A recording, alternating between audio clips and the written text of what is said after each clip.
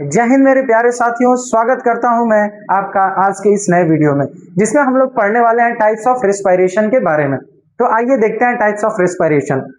सबसे पहले types of respiration को जानने से पहले हम जान लेते हैं रेस्पिरेशन है क्या।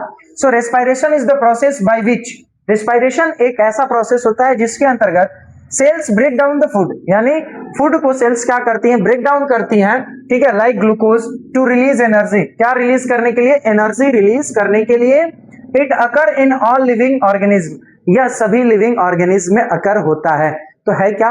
Respiration is the process in which food particles break down in the presence of oxygen to form carbon dioxide, water and release energy, जो कि सभी लिविंग बींग्स के लिए क्या होती है, वो जरूरी होती है बेटा।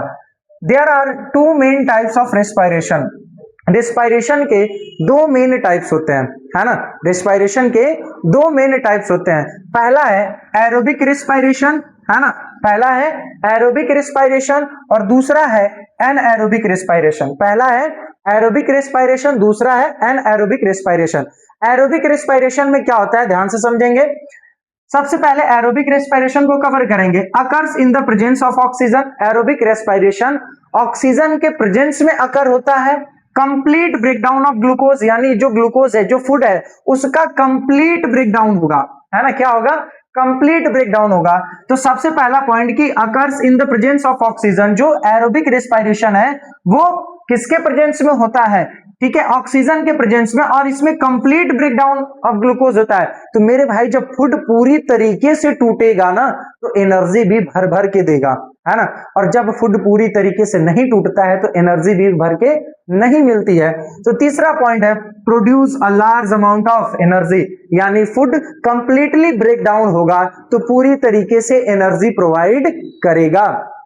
अगला है end products are carbon dioxide and water. आप जानते हो इसमें जो है इंड प्रोडक्ट क्या होता है, कार्बन डाइऑक्साइड एंड वाटर होता है मेरे भाई। Occur in the mitochondria of cell, यानी यह माइटोकॉन्ड्रिया सेल में अकर होता है। ये बात को समझेंगे, ठीक है। कहां पे होता है? माइटोकॉन्ड्रिया सेल में। अब ध्यान से समझिए, ग्लूकोज था, ऑक्सीजन के प्रेजेंस में एरोबिक रेस्पिरेशन हुआ, तो ऑक्सीजन के प्रेजेंस में ये जो ग्लूकोज है ना टूट गया, किसमें? कार्बन डाइऑक्साइड और वाटर, जो कि क्या है, इसके इंड प्रोडक्ट है। और आपको क्या दिया मेरे भाई? एनर्जी दिया। क्या दिया? एनर्जी रिलीज किया, है ना।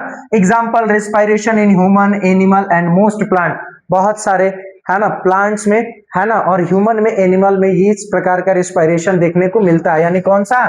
Aerobic respiration. वही बात करें एनएरोबिक रेस्पिरेशन की, किसकी? एनएरोबिक रेस्पिरेशन की मेरे भाई। तो ये ध्यान से समझेंगे यहाँ पे कि इसको ऑक्सीजन नहीं चाहिए, है ना, डज नॉट रिक्वायर्ड ऑक्सीजन। इसका मतलब occur in the absence of oxygen, यानी जो आपका एनएरोबिक रेस्पिरेशन है वो ऑक्सीजन के अब्सेंस में होता है ना, ऑक्सीजन के अब्सेंस में होगा। सो इनकम्प्लीट ब्रेकडाउन ऑफ ग्लूकोज, यानी फूड पार्टिकल्स जो है, ग्लूकोज जो है वो ना इनकम्प्लीट रूप से टूटेगा। जब इनकम्प्लीट टूटेगा तो जाहिर सी बात है एनर्जी पूरी तरीके से नहीं मिलेगी, एनर्जी कम मिलेगी मेरे भाई। तो produce a small amount of energy, क्या करता है? छोटे अमाउंट में एनर्जी को प्रोड्यूस करता है। इंड प्रोडक्ट्स क्या होंगे, ध्यान रखेंगे ये पॉइंट को, इंपॉर्टेंट पॉइंट इसको आप मानिएगा, है ना। यहां पे भी ये पॉइंट इंपॉर्टेंट है, इस पॉइंट को इंपॉर्टेंट मानिएगा। End products are lactic acid, lactic acid होता है ये एनिमल्स में, और ethanol and carbon dioxide in yeast, है ना, कार्बन डाइऑक्साइड या फिर इथेनॉल जो है ईस्ट में होता है। इंड प्रोडक्ट होते हैं। Occur in the cytoplasm of the cell, यानी ये जो दोनों पॉइंट है ना मेरे भाई बहुत ज्यादा इंपॉर्टेंट रोल प्ले करेंगे। Occur in the cytoplasm of the cell, यानी ये सेल के साइटोप्लाज्म वाले हिस्से में होता है, ठीक। बात करेंगे इन एनिमल्स, जरा देखेंगे ध्यान से। एनिमल्स में जैसे ह्यूमन मसल्स के अंतर्गत क्या होता है? ग्लूकोज है ना, ग्लूकोज है, ठीक। तो ग्लूकोज होगा क्या? लैक्टिक एसिड बनाएगा और एनर्जी एटीपी के फॉर्म में रिलीज करेगा, लेकिन ये एनर्जी पूरी तरीके से नहीं मिलेगी। छोटा सा एग्जांपल देता हूं, जब आप खेलते हो, है ना, ठीक है, या फिर फिजिकल वर्कआउट करते हो तो आपके मसल्स में दर्द होने लगता है, ठीक है। वो एक्चुअली में क्यों होता है? क्योंकि जो फूड पार्टिकल्स है ना बेटा, ठीक, वो इन द अब्सेंस ऑफ ऑक्सीजन में टूटते हैं, वहां पे ऑक्सीजन की कमी हो जाती है। तो जब ऑक्सीजन की कमी होगी तो वो मसल्स में लैक्टिक एसिड बना देता है, और वही लैक्टिक एसिड आपके मसल्स में क्रैम्प क्रिएट करता है बेटा, और एनर्जी जो है कम रिलीज होती है, बहुत कम अमाउंट में। जब बात करेंगे ईस्ट में, टाइप ऑफ फंगस होता है बेटा, तो इसमें ग्लूकोज जो है ना इथेनॉल में कन्वर्ट हो जाता है। किसमें? इथेनॉल में कन्वर्ट हो जाता है, कार्बन डाइऑक्साइड बनाता है और एनर्जी रिलीज करता है। लेकिन ये एनर्जी क्या एरोबिक रेस्पिरेशन के जितना होती है? तो आंसर है नहीं, है ना। इसमें बहुत कम एनर्जी देखने को मिलती है। एग्जाम्पल क्या है? रेस्पिरेशन इन ईस्ट एनाएरोबिक का, है ना। सम बैक्टीरियाज एंड ह्यूमन मसल्स में, है ना, ड्यूरिंग विग्रस एक्सरसाइज, यानी जब आप एक्सरसाइज करते हो, फिजिकल वर्कआउट करते हो या गेम खेलते हो, तब आपके मसल्स में क्या है? लैक्टिक एसिड का फॉर्मेशन होता है, तो उस समय एनाएरोबिक रेस्पिरेशन आपके मसल्स में होता है। आते हैं थोड़े से पॉइंट को जानते हैं। क्या की पॉइंट क्या है?